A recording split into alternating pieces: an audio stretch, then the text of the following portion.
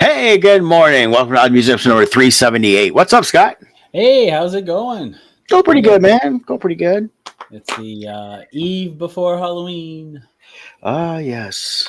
Used to be known as Devil's Night. I don't hear it called that anymore, really. Detroit was the one that kind of monikered that. And of course, Devil's Night back in the day was a rough night in Detroit. Fires and everything else. I mean, it wasn't up till just in the last 20 years they've really reined it in, but it was really bad around the Detroit area, especially downtown Detroit and in the suburbs and parts of Detroit there, where people lived, where also just fires. I mean, it was constant fires. I mean, it was really bad. And it was almost like a purge night without being a full on purge. Yeah. Is what I would describe it. And it was referenced as Devil's Night. I grew up knowing what Devil's Night was. Everybody always referred to tonight as Devil's Night.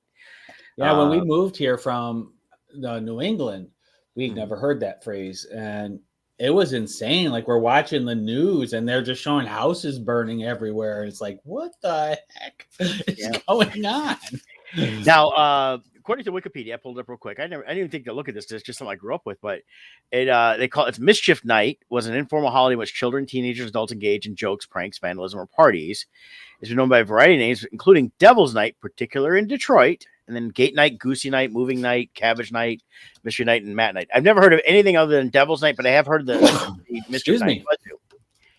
The earliest use of the phrase Mischief Night was 1790. So, and it was in England, stuff like that. So I probably heard it for some movie or TV show from England or something like that. But yeah, it's like different places around the East Coast, like Jersey, New York, Connecticut, Philadelphia. They refer to Mischief Night. But it's the Great Lakes region, particularly Michigan, that talks about it as Devil's Night. So yeah, and that was what really is here from the late 60s through the 90s. Widespread vandalism and arson, and it was really bad. Was it Archer? I think Archer is who really fought against it, if I remember correctly, and really got it to go away. Yeah, it says right here, after Brutal's Devil's Night in 1994, Mayor Dennis Archer promised residents arson would not be tolerated. In 95, they organized established Angels Night, which is what they call That's right. On and around October 29th through the 31st. And each year, more than 50,000 volunteers gathered to patrol neighborhoods in the city. They were using CB radios and then eventually cell phones. Things like that. And then the drop in reported fires for the year 2008 was credited to the Angels Night program. That same year, they had 35,000 volunteers to the city, according to Daniel Sharon, who's the spokesperson to then Mayor Ken Cockrell Jr. And then as a result, the efforts number of fires decreased at near ordinary levels in the first decade in the 21st century. 2010, the number of reported fires increased to 169. It was a 42% increase compared to the previous year. And then subsequently, we've seen a decline. 2015 saw like 52 fires. Only 24 were considered possibly arson. And then 2017 saw the lowest, was just 21 recorded fires. So it's kind of, they've gotten it under control. And I think it's also those that were really into causing the problem have either died, gotten too old, or finally just moved on. Yeah. But it was quite a turnaround. I don't think Mayor Archer gets enough credit today for where Detroit's at now. He really did a lot to start turning that ship around. Detroit was a disaster back then. Well, he after he left office and Kwame Kilpatrick came in, Kwame took credit for everything Archer had already put in place, including the 2006 Super Bowl, the All-Star games, all the stuff that was coming to Detroit during his term. Right, which was set up through Archer. Yeah. And they ran Archer out of town, which... it was bad. He was such a good I'll tell you off air something I know. Okay. But I won't talk about that on there. Yeah. Because what I do know is Kilpatrick was no good. Kilpatrick was no good. Archer, I liked Archer. I think he was a good mayor. And he was not a perfect man. Nobody is. But I think he did a great job. Now we've had the current mayor of Detroit has been doing a good job and really brought about a completely different change after the whole Kwame Kilpatrick debacles. Oh yeah. You know, and the thing with Kwame, it was like he was hiring all his family and friends, and they were getting jobs of nothing, making over $100,000 a year. Oh and, yeah. And what really brought him down though was he was his buying that Navigator. There was the Navigator debacle that really brought down the investigation. Everything. Rob Welchek, wasn't it him? Wolchek, I think, was a big one behind that. But yeah, like, I think all the main news channels, 2, 4, and 7. He was a big one, but there was another guy who. There was one journalist in particular who really hounded him though, and he ended up leaving the city. He went. Either he retired altogether or he went to another completely different market to do reporting. But Kilpatrick hated him. I can't remember his name. Let's see here. Oh, I know. I think he passed away. It was Steve from Channel 7. Yes. Oh God, what's his name here? Let me see. Let me pull this up here real quick. Steve Wilson. Yeah, I believe Steve Wilson passed away. Yeah, Steve Wilson, Channel 7. Hound dog on him. Yeah, he's the one that found out everything. I knew it was him. He was like hiding in bushes, popping out, and like he was not letting Kilpatrick do anything. No, he definitely was not. Maybe he's still around. I mean, I know he retired. He must have retired then. I thought he passed, but yeah, something I can't remember. Yeah, he's. It says as well. He's on Twitter, and I'll have to follow him. He joined in 2010. Says he's a former investigative reporter for Channel 7 Detroit. Currently developing an online investigative reporting website. Let's see here. You know what? He hasn't posted since 2010. I don't know if he's still alive or not. I keep thinking he passed. You know, for some reason. That sounds familiar. But let's see here. But yeah, he did a ton of investigations. He was ruthless in terms of getting the truth. And that's what it was. Unlike, there's so many out there. It's you find out about some of these people, and they really don't care about the truth, but they, will do their investigations, stuff like that. They care about the quick, shocking. They'll expose something for the quick shock value. Yeah, just to get the ratings and the followers. But then they'll drop the story. Like they won't stay on the story to make sure it gets followed through, or anything. They'll just move on to the next shocking thing. They're just looking for a quick like is all they're doing. Wilson though stayed on it, but Kilpatrick, we won't get too deep into the woods on this, but like the thing I really want to come out is the Manugian Mansion stuff. Well, yeah, they had that whole thing. Remember the one girl got killed. Her family's been trying for years to show where it was that or was tied into that. I had a friend whose wife was an EMS person, and I talked to her. She was working that night, and she got the call there, and they picked up the people, dropped them off, and the next day, all the reports they filed with the hospital were all gone. Yeah, and both parties had key people at that party, and so it magically went away, everything. Yeah, I guess he's still alive. I just haven't seen anything on him in a while, and there's really not much in the last few years, so he's probably just retired. He's got to be up there in age. Well, yeah, he was reporting back in the 60s, so he'd been around for a long time. But yeah, I like Steve Wilson in that, and he brought out a lot, and people still talk. I see stuff every once in a while like, oh, we should forgive and all this stuff, and people, talked back when Kwame and stuff. It's like, no, I don't care who it is, and what's scary is the number of people who would still vote for him. Yeah. I mean, it's definitely been proven he stole so much from the city. Well, I mean, he got told he had to replace like $30 million or something like that. Yeah. Wasn't the guy from was it Quicken? Somebody was his backer big time. Somebody. Quicken's Dan Gilbert, isn't it? Was it him? No. Some major person in Detroit was a massive backer of him and paid him. Even while he was in jail, he was collecting like a salary or something. Like it was weird. But yeah. Oh, anyway. It was a contractor, Bobby Ferguson. Bobby Ferguson, that's right. And that was another one they did the. Oh no, he got sentenced. Sorry, he got sentenced. So yeah, he went to jail. Yeah. I don't know. I don't think it was Dan Gilbert because I think Gilbert wouldn't been able to do everything he's done for the city in terms of buildings and things like that. So I think that's tough. But yeah, it's funny we don't talk politics on this show much, but we'll talk some history politics. Yeah. And and I know here in Michigan, open early voting's available now. I did go and early vote. There you go. That's who I voted for. Hut Fet.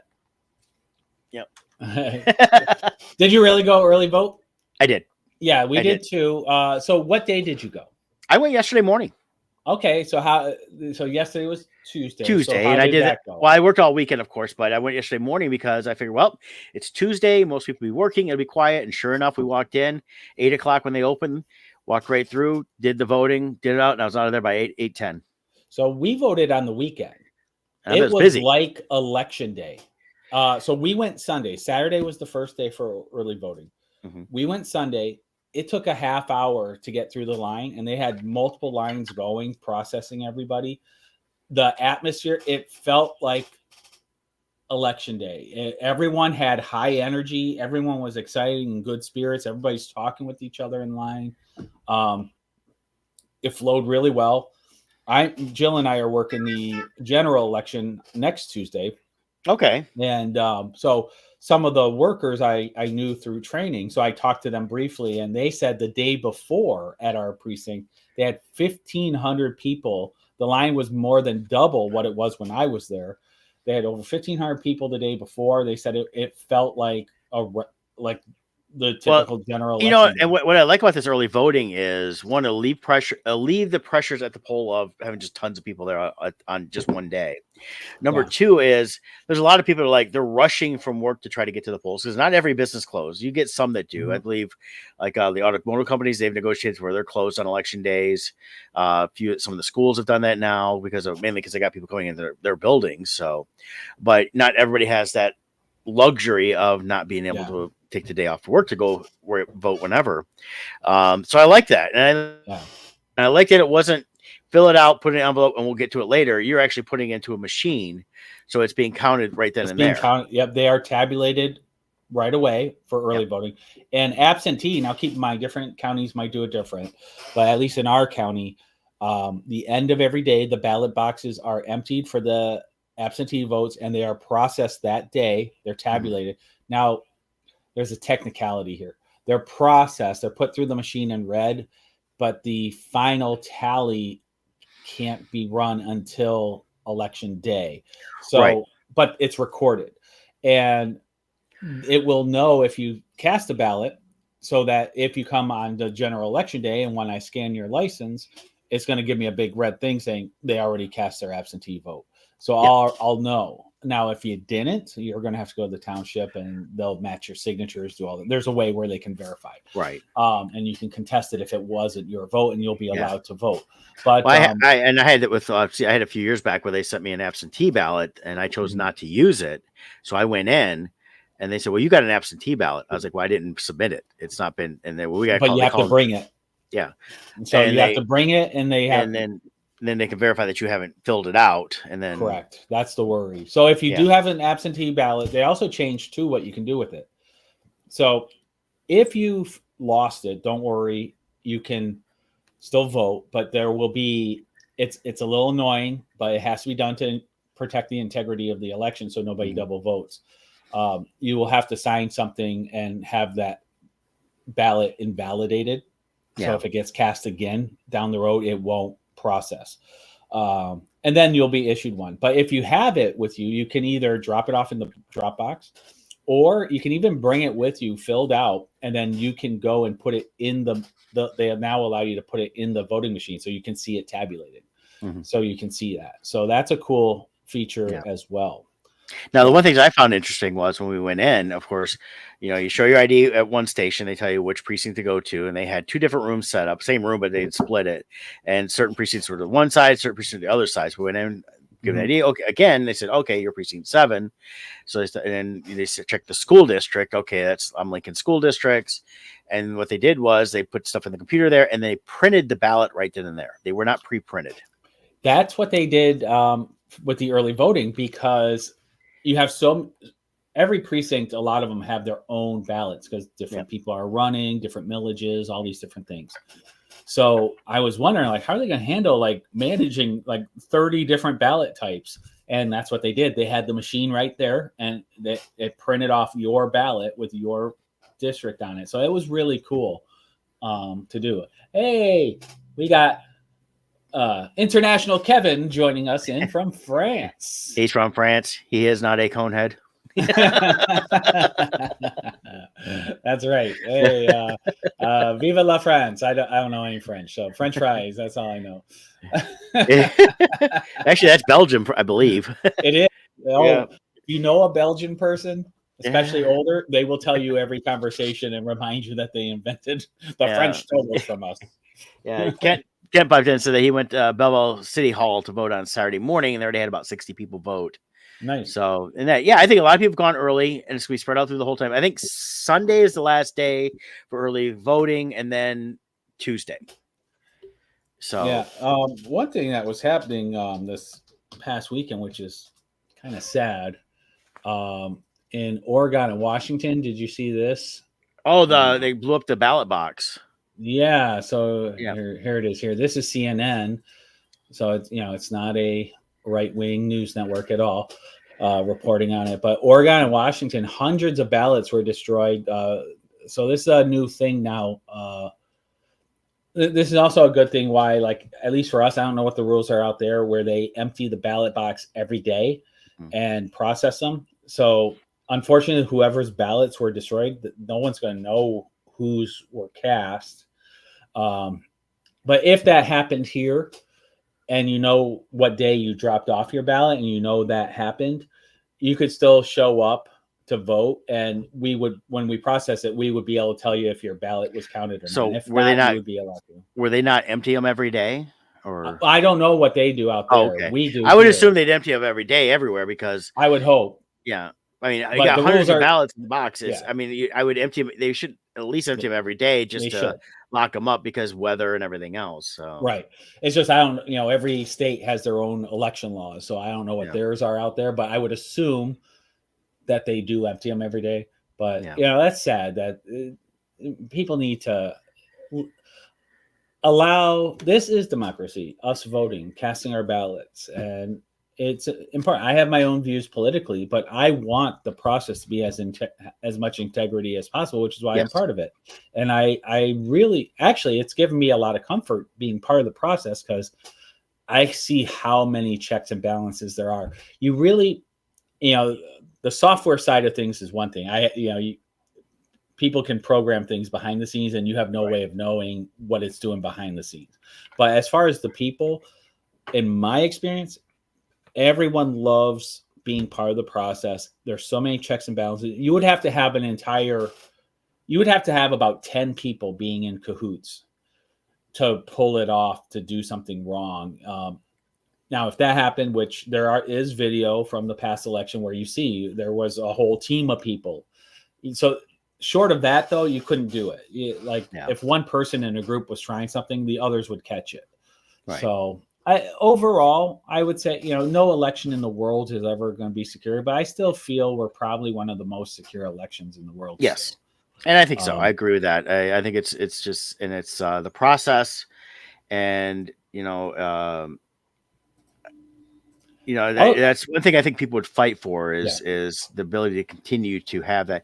We don't always agree, and in the last several years, there's been more division among us on so many different levels. But I can say this: regardless of what people will say on one side or another against the other when it comes to the election and voting, everybody says basically the same thing. They want the right to vote. They should have the right to be heard and exist. You may not agree with the results, but as long as it was done and it was a fair and accurate election, where everything was done properly, then you don't agree with it, you go back and you vote the next time to try to change things.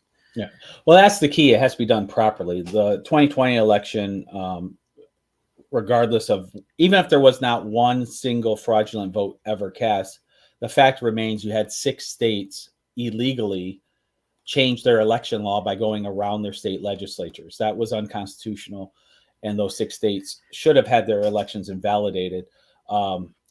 It's that simple. There are rules in place on how all the states can change law. If you go through your state legislature, you can change whatever laws you want, but governors don't have the power to just bypass their state legislatures. Yeah, governors or even a president should not have the right to just automatically write a executive order changing the law. Correct. That should not be allowed, no matter who's in power.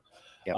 That's, and while I am personally at my core, I like same-day voting, because any rule you make, no matter how well intended, any rule you make to make it easier and the more time you add to the process and the easier you make it for people to access, it's also easier to cheat. It's just a fact. So the easier you make it, the more cheating can happen. It's just the way it is, even by people unassociated with parties or anything. Even with us going electronic, that's to make things easier. Well, there could be a hack by a foreign entity. There could be people manipulating stuff. Things can happen. It's just the way it is. We live in a technological. I mean, every major company now has hacks constantly. So, well, it's almost every week I get something saying, "Oh, your information was leaked. This happened or that happened," or stuff like that. I keep getting stuff pop up. Your information for sale on the dark web. It's like, yeah, I got nothing to do about it now. The part I don't understand though is Whitmer and her little sidekick there. Was it Nestle? I forget whoever handles the voting side. Mm-hmm.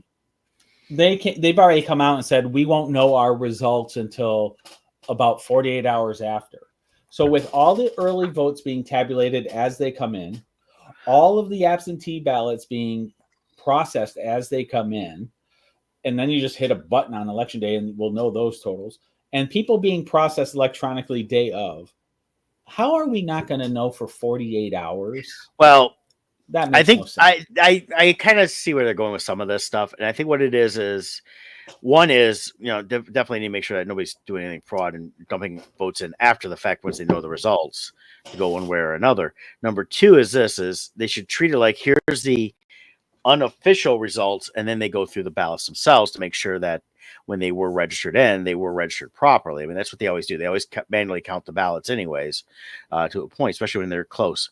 In terms of knowing the numbers and then knowing the numbers, I personally am for them not knowing any current percentages of where people have voted on anything until after the polls are closed on Tuesday. Yeah.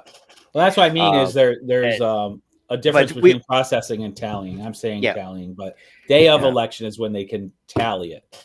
It'll be all the information will be in there, but it won't be tallied, as my understanding. Yeah, and not one person should know any of those numbers. Correct.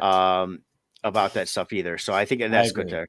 Yep. Yeah, Mom, we're talking a little politics. We're not talking any one-sided or the other. We're kind of talking the process. We're just talking about a process. Yeah. So because it is what it is for this week. I mean, I am personally looking forward, Mom and I talked about this morning, to Wednesday morning for one reason and one reason only. No more when I turn on the news. No more freaking commercials about politicians. I know. I am sick of every single one. That's why my stance has been for this election season, none of the above. But and here's the thing. That's my official out there. How I vote is my personal private policy on what I want to do. But I get so tired of the same ads 50,000 times. We mute the TV all the time because I'm just tired of hearing them all. It's nothing new. It's nothing different. They've not said anything that's changed anything over the last 4 months, and it's just annoying. My phone on my Verizon phone actually blocks almost all the texts. I had one come through and I blocked them and put stop. The phone calls I have set up for a spam filter. If I don't know what that number is, it pretty much get blocked. So, well, part of the problem too is they changed election campaign, the campaign financing rules, and they made these super PACs where the candidates aren't even allowed to coordinate with those super PACs. They have to be independent. Yep. And those super PACs can do anything they want, and they can put out whatever they want. And these ads are it's so information overload now. But it's funny. It's information overload without giving information. And it becomes all this white noise. And none of these, like on the news, they're talking about, these undecided voters. Do we really have undecided voters at this point? Everyone knows who you have people. You have people like me that when they come up to you, who are you voting for? not telling you. Well, that's it. If you're undecided, you're either saying it because you don't want to say you're not going to vote. Yeah. You don't want to listen to someone be like, oh, well, you have to vote. Or you're saying it because you don't feel like talking about who you're voting for. There is no one out there who's like, I just don't know the difference between the two. If you like Harris, you know what she stands for, you're going to vote for her. If you like Trump, you know what he stands for, you're going to vote for him. Like, there's no one. If you're undecided at this point, you probably shouldn't vote if you're truly undecided. Well, I mean, at this point in time, you got the main two, and then you get all the other ones between the Libertarian, Green parties, and all that stuff that will get votes. But or you write in. My name is spelled. My name is spelled Brett. Last name is P-I-N-S-O-N. 2 T's. Batman. Or, as Kevin has told us, the moms were in here. Batman. I would, I would actually put in Bruce Wayne, and get the full name. But I can tell you this: it's neat the process when it's going on properly. Yep. I appreciate the fact that we live in a country where we have the ability to truly make changes through this. And when it comes to the politicians, I really wish we could just enforce term limits on every single one in every single place. So, Jared Goff. He'd have Goff. to take a pay cut though to become president. So actually, I don't think he's old enough to be president. You have to be 35. He's not 35. No, he's like 29. Oh my god! So speaking of them, did you see the score of that game the other night? Oh my god! What was really weird wasn't the Titans. Yeah, who's 30? He just turned 30. Jared Goff just turned 30, so he is not eligible to be president of the United States according to the Constitution. Maybe he self-identifies as 35, though. According to the Constitution, it doesn't matter. But the Lions won 52-14, and Goff really wasn't the superstar of that. It was everybody else. I gotta love the secondary teams, and the defense was killing it. What was weird about that game, though, to have that kind of score, but the numbers didn't indicate that. Like the rushing yards, passing yards, because they kept turning over the ball near their goal line. So the Lions only had to get a little bit of yardage to get a touchdown. Yeah. So they had like normal yardage, but this insane score. Yeah. I heard that Jerry Jones from the Dallas Cowboys saw that score and said, see, they continue to run up the score on our Cowboys by doing it against the Titans. I gotta say, if you look at the Lions, I've had my share of criticism of the Lions over the years, mostly with the ownership. But I tell you, if you look at it, we're at a solid. We had the second half of the season 2 years ago, last season, and this season. You put that all together, the way they've been performing for 2 solid years now, it's insane how they've been. Well, I mean, really, I saw something the other day, and I'm gonna see if Are they the best team in football for a 2-year span? Pretty darn close, yeah. But since Dan Campbell came in, I'm trying to see if I can find the actual 4 years stats ago? here. He came in. Let's see here. 2021. Okay, so 3 years ago. So this is his 4th season. Gotcha. And that, so now the first year he came in, you got to remember that year coming in, you're not going to make such a huge change because they came in to a mess, and that was also what it was as the new owner, who was actually the daughter of the previous owners, basically sat him down, sat the GM down, and said she's not going to get in the way, and she wanted them to do what they had to do. So that first year they were 3-13 with 1 tie. And people were like, oh, same old Lions, nothing changed. I personally was watching that year saying, okay, this is not the same Lions. They're not winning, but they had a lot they had to figure out. They had to get different people in place. They were finishing up some contracts. Nobody was going to trade for some of these guys because they didn't want to play. So they had I do understand one thing on that, though, saying she wouldn't get in the way. Yeah. I do think she was a huge catalyst. She had a athletic background. She was competitive, and she wanted winners. Yep. And so it was where she knows where to step out of the way for sure, but she also knows it flows from the top down, the attitude. Yes. And she wanted to win. And remember at the time, correct me if I'm wrong, your memory's far better on this stuff than mine, but it was Jeff Caldwell just before Dan Campbell, right? Or did we have someone in between? See, now I'm blanking on that. Did But she Sheila Ford Hamp is the current principal owner and chairman for Detroit Lions. It was her mother, Martha Firestone Ford, and then of course her father before when he passed, William Clay Ford, that ran it beforehand. That really they should have stepped aside 20 years ago. Yes. A lot of people are mad when Caldwell was let go, but it was needed. I liked Caldwell as a person, and he was good for a city whose goal is it was make it Matt to the playoffs. It was Matt Patricia before Dan Campbell. That's it. It's Caldwell then Patricia. It's Caldwell before that. I like Caldwell, but he just didn't. He got the team. They made it to the playoffs twice, 2014, 2016. He was an 0-2 record. He just couldn't get through that. Really, Steve Mariucci into Rob Marinelli is where things were really, really bad. But part of that too was the general manager at the time was bad. So, well, and Mariucci was a Hall of Famer coach. Yeah, and he couldn't do anything to this team. Like he had no. The problem was the owners. And when you had the parents basically saying, "Oh well, we love these guys," and they kept who was it? Who was the GM that everybody wanted to fire? Matt Millen. Millen. Yeah. And I mean, people were literally sneaking in signs into Ford Field to hold up and getting thrown out of the stadium, and then they were chanting. Contract when everyone thought he should be fired, they renewed it, and that's because the mom and dad, Martha and William Clay, they said, "Well, he's like a son to us." It's like no. So when the daughter, when Sheila was able, Ford Hamp was able to take over, she's not running it like where they're all family. She, it's just like everybody. You say you love these guys, stuff like that, but it's just the same thing. It gets down to it. It's a business. You got to win it. And if they're not winning, you got to go. And as much as, I love Campbell's speeches after the games and he talks about, he loves you guys. And that's where they should be. They should be a team cohesive.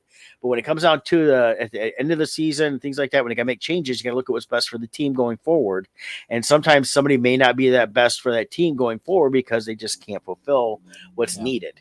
But I can tell you this, the team has, with the loss of Hutch. Oh my God, they stepped up. Yeah, everybody was worried, like, oh man, they're done. They're not. They're done. Hutch is a leader. He was at the game this past Sunday too. He was up in one of the boxes. He's got his leg up. And when I told Mom this, I said, when he has the ability to start standing up on crutches, I think for the home games, he'll be on the sideline. He'll be with those guys as much as he can. And the thing is, it's not always about just being on the field. It's about being a leader, period. And the nice thing is all these other guys are stepping up and being leaders and being effective. And Jared Goff as a quarterback has been great as a leader. You've got Hutch as a leader. You've got all these other guys. I want to say Ron's been great out there. Montgomery's been great. New kicker Bates, man, I love that guy. He just been nailing those 40, 50-yard kicks. He's been insane. Everyone. And if you see his story, he just a few years ago, he thought he was done. He's like, the dream's done. It's never going to happen. He was working at like a Kroger or something like that. And then he gets the chance to go with the Michigan Panthers and he comes out and starts hitting those 63-yard bombs. I mean, he's just nailing them. And everybody's saying Lions got to get him. And they gave him the chance. He came in, we watched him at the practice we went to. And he's got good form. He's got good kicks. I think he's got a long career ahead of him with the Lions. And he's been having there's a couple of these games. He's been the game saver. So it also shows, I think, in hindsight, our coach Dan Campbell. Yep. The choices he made at fourth down last year versus this year. I think he has much more faith in his kicker this year, is what's coming out. But if you look at, like I said, you look at the record, we were talking about that initially, and we got way off of that. But 3-13-1, the 22, he went 9-8. And even that first 6, they were like, oh, same old Lions, same old. It wasn't. They were just trying to gel, and once they gelled, they went forward. And then last year we get to 12-5. What was the record the second half of that season? 2 seasons ago. In 23 or 22? 22. I believe that's when they won most of their games. They were 0-6, and then they went on like 8-1 or something. Stretch or something. Well, 9-2 is what they would end. I think they ended up in. They lost like the first 6, I believe, and then they went 9-2. Okay, and they missed the playoffs like just by a hair. Right. And then last year they made it through the playoffs and all the way into the league championship, basically. And unfortunately, they didn't make it, but that was just great. And then you got this year, 6-1 is the best start for a Lions team since the 50s. And that was last time they won what time was the world championship, wasn't the Super Bowl. And that, so it's just great to see this because it's been what the Lions have done the last 3 years has been really instrumental in firing up the entire city, because we saw that with the Lions, I think it carried over to the Tigers.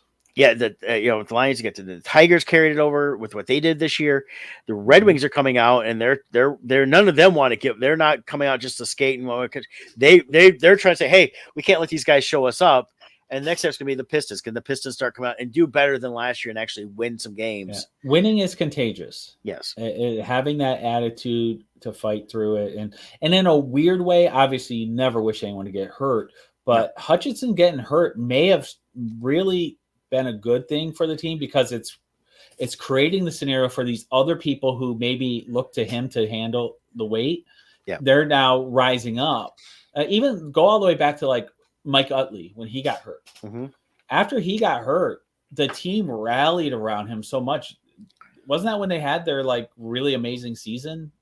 Yeah, they came out and they like won a ton of games after that. Because they won for him. Yeah, and that's the thing with Hutch is like he said from day one, I'm here. I'm a local guy. I want to play for the Lions, and I want to win a Super Bowl. Yeah, I want to do it for he wanted to do it for City of Detroit, State of Michigan, and for himself. And other people on the sports radio, they were talking to some sports news guys from New York, and those guys were saying how the Lion, it sounds like these other cities, at least the sports people, are like cheering for the Lions now. And they're saying how we're probably the most fun team to watch now. Yeah. Out of all the teams, like people are just enjoying it. And part of it is because they're always like, okay, what's Campbell going to do? Because he still does some crazy stuff. Oh, yeah. That goes against the grain. Yeah. But the thing is this. But we have so many options now. He's brought grit to the city. He's brought, the tenaciousness to play, the willing to win, the wanting to win, and the wanting to be there. And every single player is like, I don't want to go anywhere else. I want to play here. I don't want. And before it was kind of like, yeah, I got a paycheck. I'm going to go do whatever, Right. And that's what it felt like for years. So, yeah, I think it is. I just, oh man, could you imagine the whole what if scenario? You have Barry Sanders on this team. Yeah. If we'd had the ownership and this type of caliber of coaching and other players want to be there with Barry Sanders, they would have been unstoppable. God. Yeah. Barry, come out of retirement. We got to get you in there for at least one run. Yeah, they need to give him like a contract just enough that when they do make the Super Bowl that he gets a ring. Yep. So, but yeah, it's been great to watch. And even when I don't get to see the games, just keeping up with it. Sometimes I'm working on Sundays when that's going on, but definitely really enjoying the Lions and all that this year. Let's see that.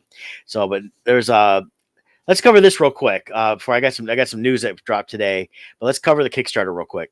All right, let's get that up. Here we go. All right, I'll post the link to the Kickstarter in the comments here for Last Light issue number 1. We've got just under $1,100 raised, 24 backers here. We got to hit 1,500 for our minimum goal. We're well within the range of that, but we really want to surpass that. Our real goal is like 3,000 to 5,000 as a low end, and if somebody out there has buku bucks, 10,000 is really where we want to be. Well, the neat thing is there's some original inked pages available that Kevin did. Yeah, so I'll scroll down here. We have 5 variant covers that are available here, and as you go down, you'll be able to see them there, and then we got them here as well. We got 3 that I did. We got one from Brett and one from Kevin also, so you can get them individually as rewards, or you can buy the whole set. So they're all available. Here's some samples of the interiors. And then the rewards, and here's where you see those. But what I want to show you is the inked. So under the rewards, we have an inked original page of the cover Kevin did. He's the inker for the series. And that's a beautiful 11 by 17 marker and ink piece there. And then with that, you also get a physical copy of the issue with his cover on it. So you'll be able to do that. And then once you pick your reward, then you can go into the add-ons. And he has in the add-ons 14 inked pages from the interiors available as well. Those are first come, first serve. So whoever's the first one to grab one, you'll get first choice of what pages you can get, and so on and so forth. So those are available. And then we have all of our other Crimson Shadows stuff and others titles available here. So yeah, we get the individual issues as well as the trade, and then we get some pins. So a lot of cool stuff. Yeah. You need to catch up on some of that too, because that's a great story. And if you got the issues, you need to get the trade, because there's a bunch of bonus content and additional story pages. It's a nice director's cut. And if you've been thinking about the individual issues for Crimson Shadows, quantities are getting low. I'm just down to 2 covers here that I'm offering now because they're so low, the quantities. So if you want to get in on the action on those original issues, they all come. They are shipped individually, bagged and boarded, so they keep them really nice. We got a couple covers there, and then 4 covers for issue 4, and then 5 covers for the graphic novel. Yep. So check it out. Go in. Yep. We are only about $410 away, so get in there. Right. Yep. So the other thing I saw some news-wise, I thought was interesting, is they dropped a new Marvel trailer for next year's TV shows. And there's a bunch I of didn't see this. It's brand new, animated and as well as live action. And then they also announced the Deadpool Wolverine, which is going to be on Disney Plus next month. So let me pull this up here, and it's on X, so the quality's not the best, but I'm playing it anyways. So here we go. I brought you here to offer you an opportunity. Oh, I smell what you're stepping in. It's gonna get good.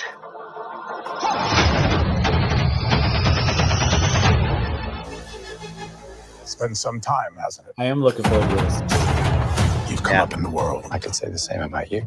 I wonder if your darker half would agree.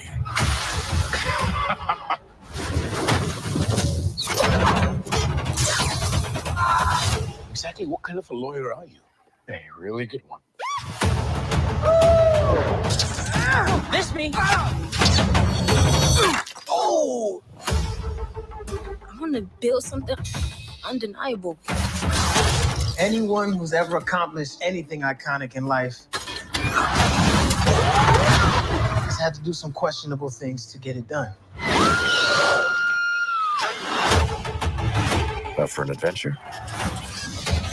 The battle they will sing about for ages.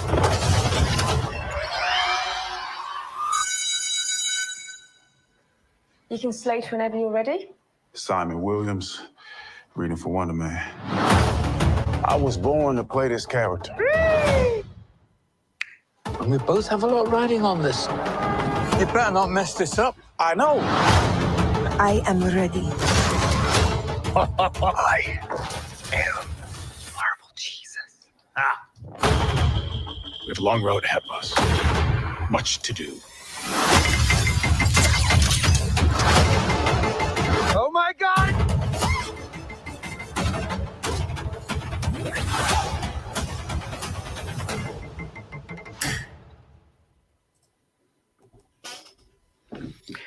So the Daredevil, I'm definitely excited about. The animated stuff looks interesting too. Thankfully, She-Hulk was really bad, and it forced Marvel to go back to the Netflix darker feel of Daredevil. My understanding is they were going to go with a lighter mood for theirs. Yeah, so, I liked She-Hulk, and I don't think it should have influenced any other Marvel series. I thought what it was finding a little comedy and stuff like that. It's read like reminded me of some of the comics I've read over the years of She-Hulk. Mm-hmm. But Daredevil should be darker because the comics are dark for the most part.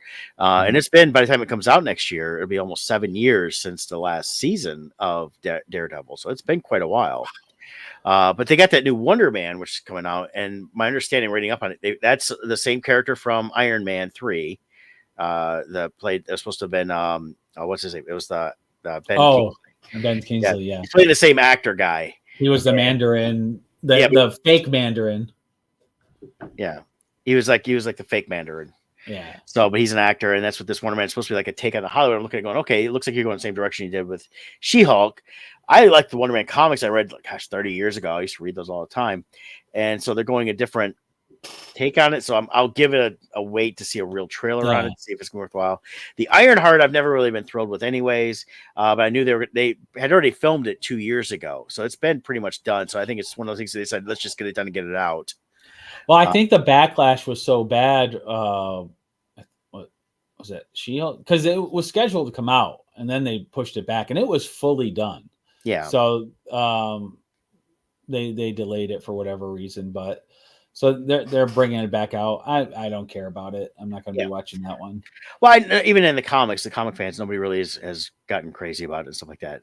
Yeah, it's fine. It'll be what it'll be on that. So that one coming out, I'm not too surprised just because they're not going to write it off.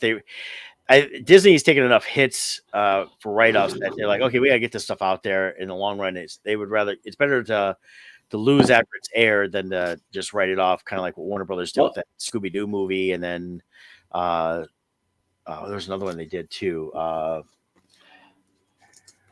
But with this, I mean, why not release it? You're a streaming channel. You need content. It's already done. I mean, it's not like you're spending money on distribution. It's a digital content on your streaming service. So release it, and there will be some people who are going to love it, and then they can enjoy it. And and I think that's why they should do it. Just get it out there. If people like it, they like it. Go for it. If they don't, there's some things I've liked people didn't like, and vice versa. Especially in the Marvel stuff. I just never could get into the Ms. Marvel stuff. It just, and I think it was just the way it was written for me. I just didn't catch on to that. I didn't see the Marvels movie mainly because I really just didn't care when it came to the Marvels and tying into the whole Marvel universe thing. The animated stuff, the Friendly Neighborhood Spider-Man, I'll give it a try. Maybe we'll take a look at it. The Wakanda one looks okay, and that Marvel Zombies looks good, and they're going full TVMA with that, so they're not holding back on that. So it's gonna be their first kind of adult cartoon. Yeah, so that one looks interesting. And the What If is gonna be the last season. What If? Yeah, it's gonna be the last season for that. I did read that. What I don't like about the What If series is it's not really What If; it's multiverse. Right. The fun of What If was it would explore outcomes if things happened in a different way, and it's really cool. But this is just different timelines merging together, and you had the Beyonder in it, and the Watcher. And they've been okay, but at the same time, it is like that. It's like, oh well, here's a what if Captain America, if Steve Rogers died, Haley Atwell became. And I was like, but you guys actually did that though, and it was a different universe, and you didn't change much of that. I do like things like here's what happened, and here's one little thing. It was like they did like what if versions of the original Star Wars movies and comics, and I love those. The first one was the best. The Jedi one was kind of they were pushing it because at that point the story's almost over, and you change one thing towards the end, it doesn't make that radical of change like you would want, but the first one exploring if everything else was the same, but one tiny choice was made different. How would that carry forward and stuff? And stuff like that, and that's why I like stuff like that. It's like what's the divergent, where did it go and stuff like that. Right. And that's what I liked about the original What If. Of course, a lot of original What If comics actually became continuity because they just read, hey, that's a good storyline. We'll just go that way. We'll do that, stuff like that. So we got some Marvel stuff, which is interesting because I was reading about that in the same place I got the video. They're looking to replace Iger still. He's wanting to step down. He's not people shop, but trying to find the right person. But he said they're going to scale back on the Marvel series every year and stuff coming out. Well, next year we got like 6 series and then 3 movies. So there's a lot of Marvel content next year coming out. But a lot of it though, looking at it's like, okay, this is some of the stuff like the Ironheart and even Daredevil was stuff that was already supposed to have been out and got pushed back for different reasons. So dropping them next year is because they got to get it out because you can't wait much longer. You can't say, oh, we'll delay another year just because we don't have too much in 1 year. So the point now is just get it out there. So, well, I gotta imagine they're low on content with the different strikes that happen. So they got show content, or else people are going to start canceling their subscriptions. Oh yeah, you got to get that stuff out there. That's the real problem with streaming services. It becomes this consuming monster where you just got to keep producing just to have something. It doesn't matter if it's good or not. Yeah. So, but I mentioned about the cancellation. Like Warner Brothers wrote off a couple films and all that, but got wrote off. We heard that was not releasable. Would have hurt DC. But Scoob, Batgirl there. Yeah, the Scoob Holiday Haunt, which was the second animated Scooby-Doo based on the first movie Scoob, is canceled. They've never said why. I think that was just a write-up. The Coyote versus Acme movie is actually getting released. Another company went and bought that, the rights to release it. So that's actually coming out, and that's a Looney Tunes movie. Yeah, I didn't never understood the Batgirl one. I understand if you don't want to release it as a theatrical release, but Yeah. if it's all done, once again, you got content. HBO covers all the DC stuff. Throw it on there.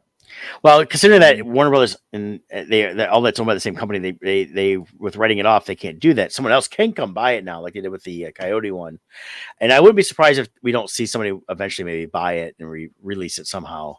I'm shocked same with the Scoop. That one I would think someone want to buy that and get it out there somewhere because it would definitely take off. But because it's Scooby Doo, people still love Scooby Doo. So yeah, but but even taking it as a write off, if you released it, and if you didn't think it was going to make much money, especially through streaming, you could still write off 95% of the stuff and maybe make something on it. I don't know. Personally, I think they should have just released it and took the loss as a loss instead of a write-off. Yeah. Well, that's why what I'm wondering is, was it so bad that they determined it would actually hurt the brand? Well, that's what they said. They literally said that it just was not as bad as some of the DC stuff been. To say that this was not good for the DC brand. Right. Says a lot. I mean, there had to be something in it that was just so awful that it's like, okay, we're going to take a bigger loss releasing it than we will just. I mean, it's had to have been worse than Catwoman. Had to be because that was horrible. The only reason that one got released because it was Halle Berry and she was hot at the time in terms of box office, and that killed her box office. So. Yeah. But we're talking about some superhero stuff here. But I saw another thing and I always look at the trades, like the Marvel stuff I got from the Variety on Hollywood Reporter. They get an article, and I'll pop it on the screen here real quick. I'm not going to go through the whole article on that, but I find it interesting that we've had superhero fatigue, and now we're going to get horror fatigue. Hollywood is terrified of horror fatigue next year because there's so many movies coming out that are horror films. No. Horror fans love horror. It's there. You go to the horror conventions, you talk to horror fans, they can't get enough. There's all these independent companies making horror films, and their stuff gets that's what it is. Smile 2 just came out a couple weeks ago. I guess it's done. Right. I've not paid attention to it. This past weekend was Venom. The last Venom movie did like 51 million, stuff like that. You can kind of almost put that in horror genre, but it's really not. But Smile 2 is the big one right now. I never saw the first one, so I don't know. I know the promotions because, like, even at the ball games, they had people for this one standing behind home plate with that smile on their face. Yeah. And that's what it was. And they first did it, people thought, what is all this crazy stuff popping up like on the morning newses and stuff like that? But it's like they list all this stuff coming on, but it's like Terrifier 3. It's a lot of these are independent stuff, and I think the big thing is when you get the major studios dropping big bucks on a movie, and then it doesn't expect. It's like, no, you gotta let the independent guys handle it. That's like next year we got Megan 2.0. You have another Saw coming out. You have a Black Phone 2. Five Nights at Freddy's 2 just got announced for December. So there's a lot coming out next year, but I don't think. Go ahead. I don't think it's going to be fatigue because it's it's not the same thing as like the superhero stuff. Yeah. This is superheroes aren't just a genre. It's like you're either like Marvel or DC. Well, you got to look at what it is. Horror as a subgenre is a smaller genre. It's typically R-rated, and so it's a lesser crowd as it is. But they can do 90% less sales and still turn a profit. Right. So it's not going to go away. There is no fatigue, which makes me think that the Hollywood Reporter are the studios worried that the horror movies are going to overtake their blockbusters. And so they want to float the idea out there like, oh, you're getting fatigued. Yeah. You know what I mean? I don't know. Well, I think what it is, it's like you look at stuff like what did well during different years. And a lot of horror films, again, most of the time are profitable because you don't have to get much, like you said. Right. A lot of them are less than 10 million to get them out there, especially on the higher end. But then you get stuff like the remake of The Mummy with Tom Cruise, which just absolutely blew. It was just not a good movie. Right. Because studios got involved. Yeah, and they spent big bucks on that, thinking they're going to launch this new Dark Universe franchise with the Universal monsters, and it was bad. Had Universal just spent a fraction of the money and teamed up with Blumhouse, or is it Blumhouse or Grindhouse? Yeah, Blumhouse, one of them. Yeah, Blumhouse. Yeah. teamed up with them and let them do their vision of their universe, it probably would have killed it. It would have been amazing. But instead, they went all Hollywood, hired Tom Cruise, which people in horror don't want to see Tom Cruise movies. Yeah. So, like, they're trying to force their version of a big blockbuster into it. It's not going to work. Just like with Marvel cards, the fans know who your horror fans are. Well, and that's the whole thing. People like Blumhouse know who they're catering to, the movies they're doing. Right. You know, like doing the Five Nights at Freddy's. Actually, we're going to come in with a film that had the jump scares, but wasn't the graphic horror. Actually, they've been smart with what they're doing because they're taking the Five Nights, the Megan, all these things. They're going with this PG-13 horror. Yes. Which is brilliant because now you're bringing the families in. Yeah. With those teenagers who want to see it. And even the kids, when Five Nights at Freddy's came out, 9-year-olds love that stuff. Yeah. So you're creating something that a parent could be like, okay, it's a little bit PG-13, but my 9-year-old can handle it. So they'll bring them in. Yep. And they did the Purge movies. You know, there's things they went out of their comfort. And he's been smart enough to not, like I said, try to go really huge budget top stars. You know, in a lot of ways, they're doing good stories. I think that all the stars, they want like 20, 30, 40 million up front. Take a back end deal. You make one alone if you make a good film. And that, but it's stuff like that. So I agree. I don't think there's going to be any horror fatigue at all because, and we see this for the horror shows we've done over the years. The horror fans, if it's good, they love it forever.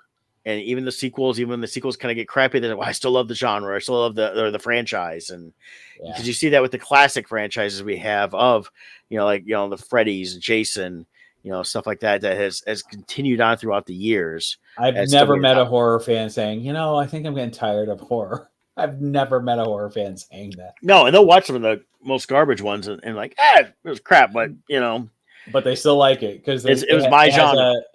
Or have a concept that was unique or something about it. And that's where Terrify is taken off because even though it's a clown that kills, it's been done a million times. It's the way they've gone about telling the story and the kills and everything else and the over the top goriness and things you never thought of and stuff like that has created a new horror icon really that's fallen in with like the Freddy, Jason, Candyman, all these ones over the last 40 years have really entrenched into the genre. So but I mean just and even like the superheroes, like we said, there's no superhero fatigue.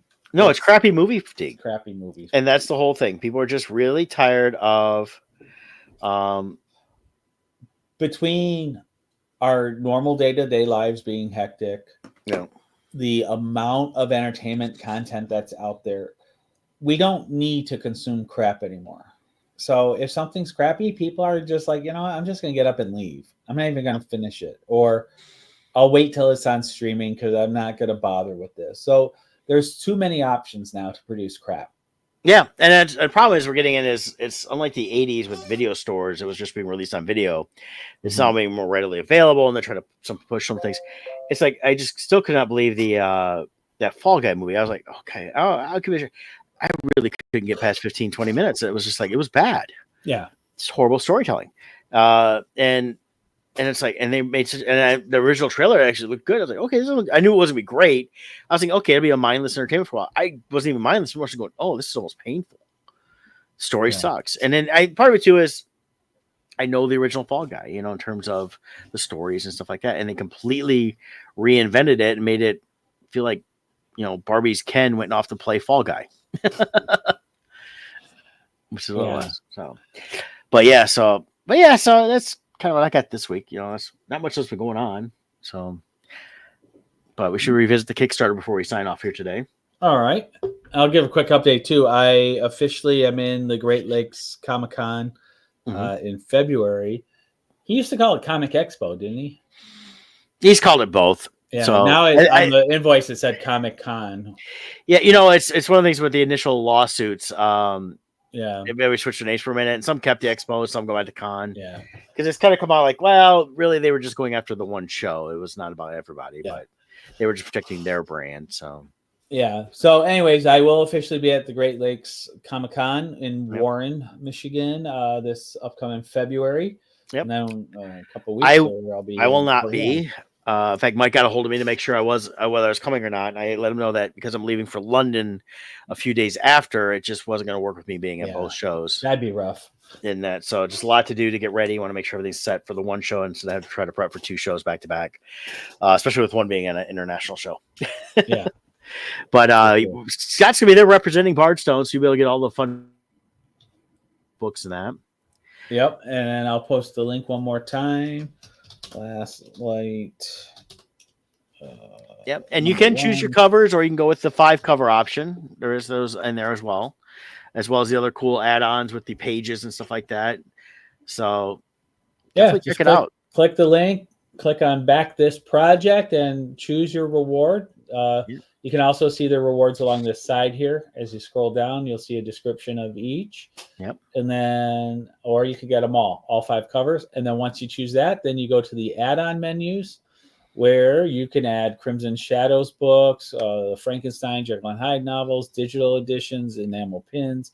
We got lots of stuff there. So go check that out. Excellent. All right. Hey, y'all have a safe, happy Halloween. Be safe tonight on Devil's Night. Yeah. And we will see you after the election next week. Oh, yeah. Take care. Bye-bye. Bye.